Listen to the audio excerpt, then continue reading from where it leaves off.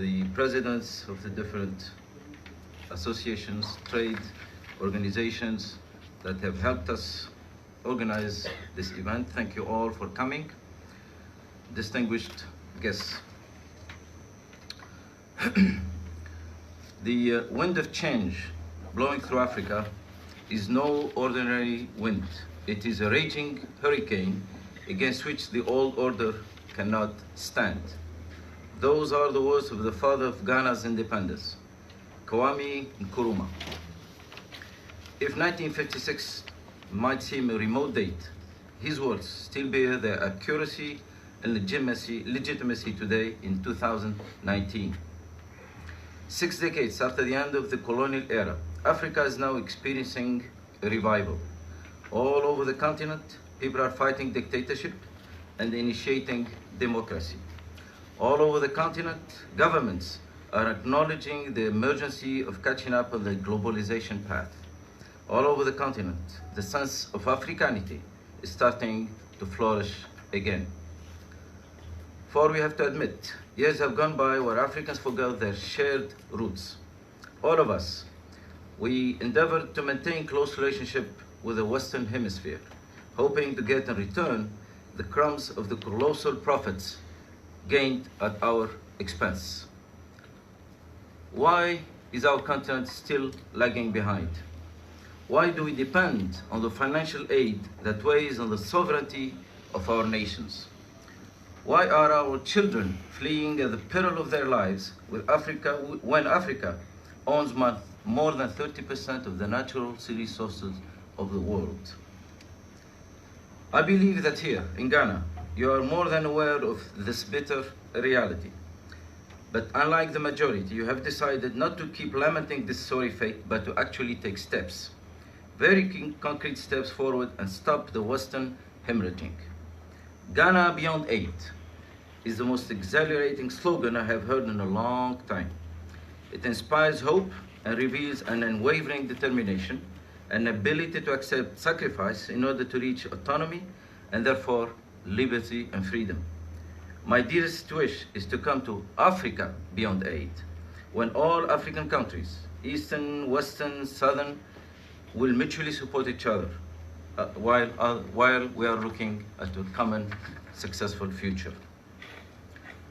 When you Google Ghana, you are seized by the economic indicators. So many budgetary performances, so many broken records, an 8.5% growth, the best growth rate in 30 years.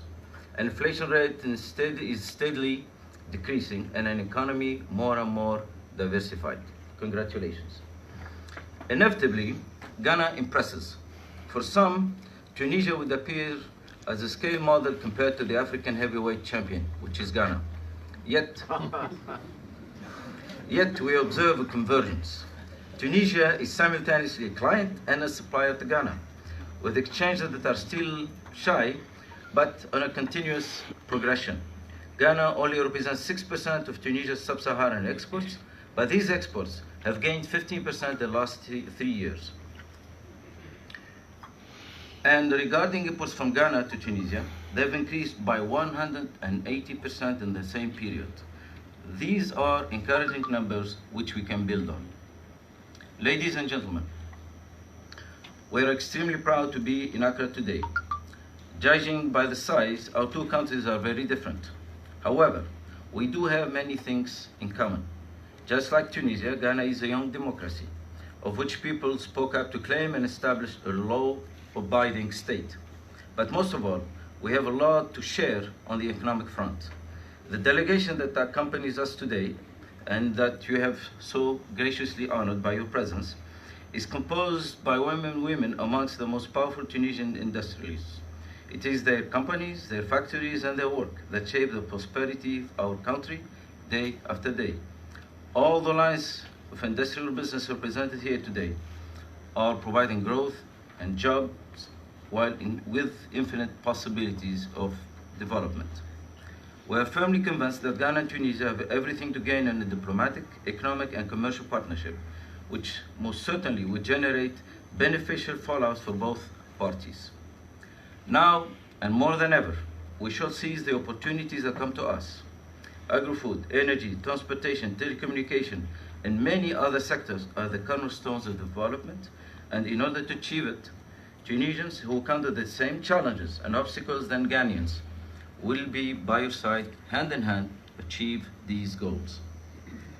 The question is, of course, how?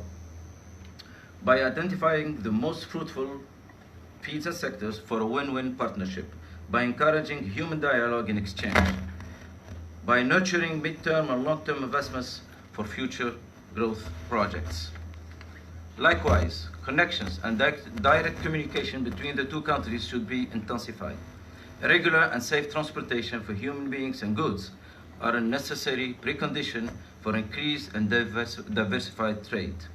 In that regard, we eagerly await the opening of the shipping line directly from Gabes to Dakar, Abidjan, and Tema. This kind of a decision is eminently political, but it is up to us, the economic actors and decision makers, to push our governments to set up the necessary tools and the infrastructure needed for more intra-African trade. That was the idea, actually, of the launching of the Tunisian African Business Council, as it was decided by the business community to do and play its active role in enhancing and anchoring Tunisia in its continent, with a vision and a strategy to get even closer to our African friends and brothers in their struggle and march for a better future for our children. Africa has reached a defining moment in its history. The youth of its population, its climate, its natural resources, and its dynamics are attracting anyone wanting a piece of the cake. It is our duty, each and every one of us, with every inch of influence, of energy, of ideas that he or she might have, to help and realize Africa's full potential, making the dreams of our fathers come true. Others have done it. Why not us?